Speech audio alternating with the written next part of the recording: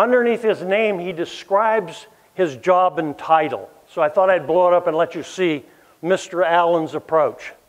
Mr. Allen says he's a sometime agent for the Industrial Training of Boys and Men, Massachusetts Board of Education, and Superintendent of Instructor Training, USSB, Emergency Fleet Corporation. That was his job. And he wrote this book, and they took what he had to say, and they trained literally tens of thousands of people in a very short period of time to do defect-free work. They wanted a product to perform. So again, here's the big change. If you read this book, you'll find out real quick that in 1919, Mr. Allen brought some new things to the board, not just how to train. If you're a trainer and haven't read this book, get it and get it read quick. We need to train an army, and we need to come out the other side of that training with people who do defect-free work that we can get buildings that actually perform 100% of the time. We should never tolerate guesstimations. We should only tolerate performance because we're in a time of history that is a catalyst that demands performance. And we're in the driver's seat. Isn't it great to have a president who can say the word weatherization? Eh?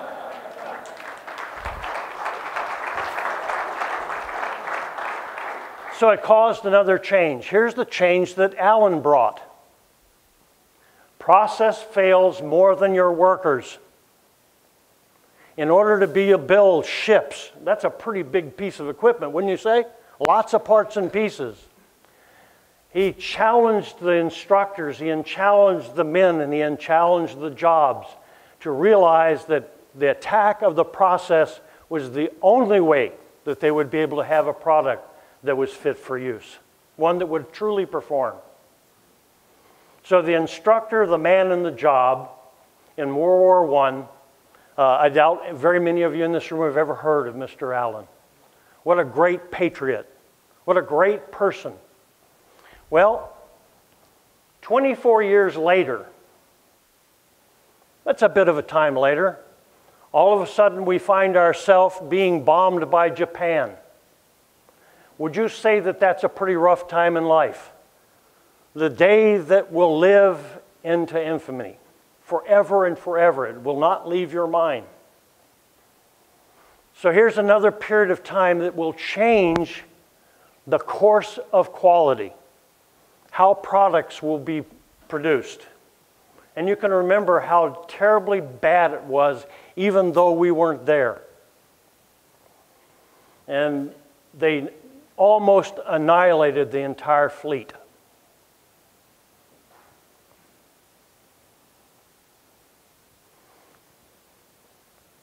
More posters. Rosie the Riveter. What do you think Rosie would say if she was standing here today in the time that we're in and the crisis we're in? Would she say this is the time to begin to stand up and say, we can do it? In this room, we can make buildings perform from one side of the nation to the other side of the nation, no matter what the income level is and no matter what housing type. United we win. Divided we shall fall, even in this industry. We need to stand up with one voice and begin to say the mantra over and over and over. Buildings must perform. We cannot come out of this time and get on the other side and have not reduced energy in this nation. We must be caretakers of health and safety and durability and comfort and energy efficiency and environmental responsibility. They are in the palms of our hand. This is our task at this time. To win, you've got to have a strong conviction. So during World War II, it wasn't just talking about rationing. They talked about hot water use. They talked about weatherizing buildings. I wish I had time to talk about both these two great big posters. put out by the U.S. Message from the Office of War Information. Did they think about carpooling? You better believe it. When you ride alone, you ride with Hitler. They were committed to a cause. They believe that there has to be a sustainable work process. It is an absolute must. We need your skill.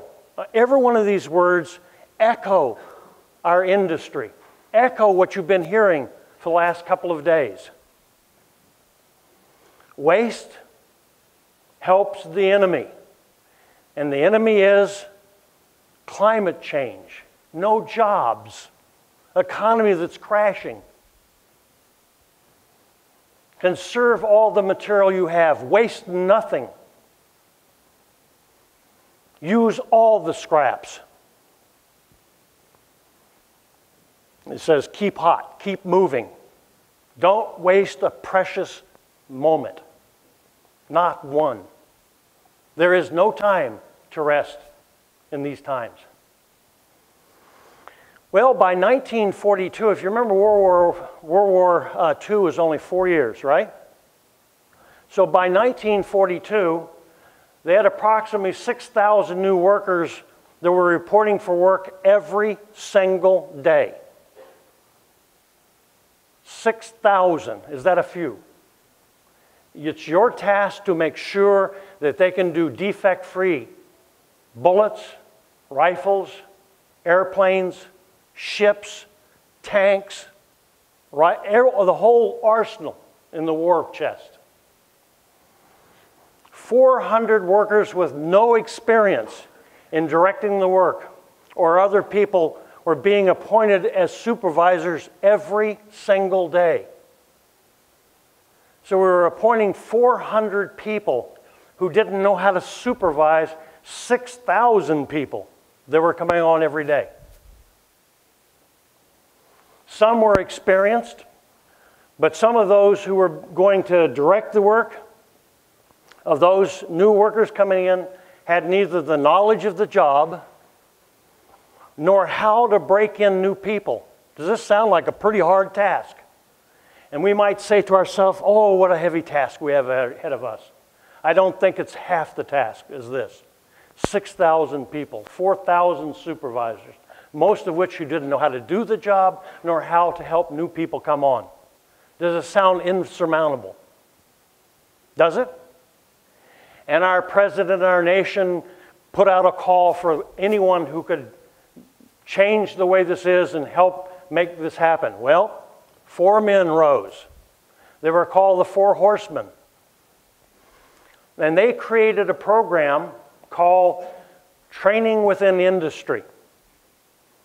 And Mr. Kane had actually worked for Charles Allen, so he had an intimate relationship and knew Allen. So you can imagine what was underneath his arm, correct?